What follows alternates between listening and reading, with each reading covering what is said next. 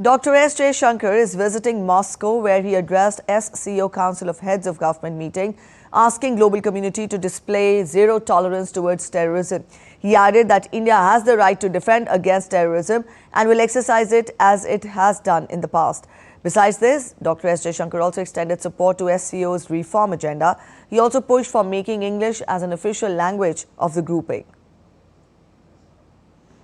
Officials from Shanghai Cooperation Organization countries gathered in Moscow on Tuesday for the Council of Heads of Government meeting. India was represented by External Affairs Minister S. Jaishankar.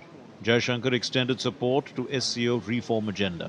However, he also pushed for making English an official language of SCO.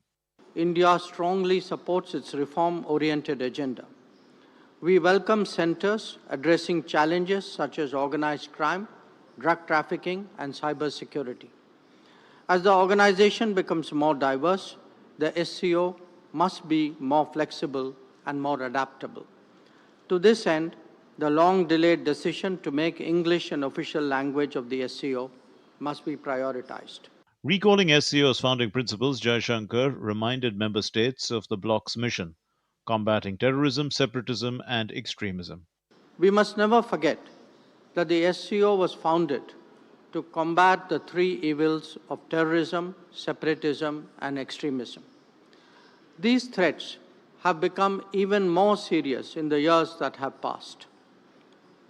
It is imperative that the world display zero tolerance towards terrorism in all its forms and manifestations. There can be no justification, no looking away, and no whitewashing. As India has demonstrated, we have the right to defend our people against terrorism and will exercise it. Established in 2001 in Shanghai, the SCO has grown into a pivotal regional body.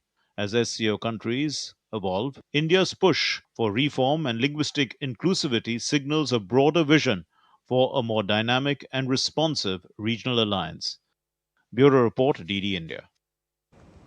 On it, our correspondent Akshay Dongre is joining us to get us more. Akshay, good morning. We were shown a short report, a brief report on India's participation at the SCO, telling our viewers about the important points that were put forth by External Affairs Minister Dr. S. Jaishankar. How do you evaluate and how do you gauge the importance of India's participation at the SCO summit? What were the key takeaways? What were the key points of participation? Well, perhaps one of the most important one was Dr. S. Jaishankar pointing out to the to the leaders of the Shanghai Cooperation Organization that is in fact emerging as one of the most premier and important multilateral forums in the world, that it was found to combat terrorism, extremism, and separatism. While doing it, we must remember that Pakistan also remains a part of the Shanghai Cooperation Organization. So it was a direct message going to the Pakistani military, to the Pakistani intelligence, as well as the Pakistani government, that has been, not only funding terrorism, but also promoting the usage of terrorism as a state policy. So we have seen the kind of action India has taken during Operation Sindoor. But once again, India has reminded not only Pakistan, but also its allies and the countries that have supported Pakistan traditionally, that this is something that India will never negotiate upon. India will never, give any sort of leeway as far as any world country is concerned regarding the threats of terrorism, the threats of separatism, and extremism that have not only killed several innocent people, but also that continues to threaten conflict among world nations. So that was perhaps one of the biggest key takeaway. Second one was obviously the push towards adoption of English as an official language, because there are several regional languages that can be adopted. For example, the languages that are currently there at the SCO as official languages are Mandarin and Russian. But inclusion of English is going to be is going to mean inclusion of a large population of the world that doesn't speak Mandarin or Russian. So that was the second key takeaway. But besides the message and the push for reforms, there are several key issues that India has been taking up as far as isolationism is concerned, trade freedom of navigation, freedom of movement in the maritime domain. So all of these were the areas where India touched upon, as well as pushed for reforms.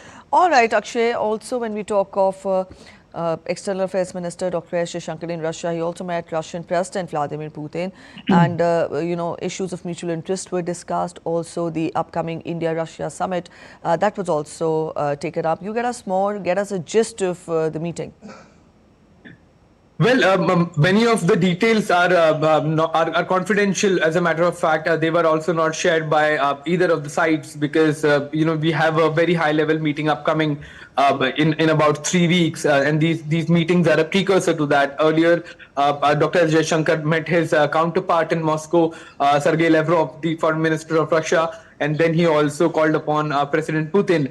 It was a courtesy call. It was also a precursor to the visit of President Putin. But as far as Dr. S. Jaishankar's visit to Moscow, all in all is concerned, then several areas such as defense, such as manufacturing, energy supplies, collaboration in energy sector, all of these have been touched upon. The momentum has been given to these areas, so that when President Putin comes, both the sides have clarity over the kind of collaboration that it is going to finalize, as well as sign during the upcoming visit of President Putin. All right, Akshay, we leave it here. Thank you for joining in with those details.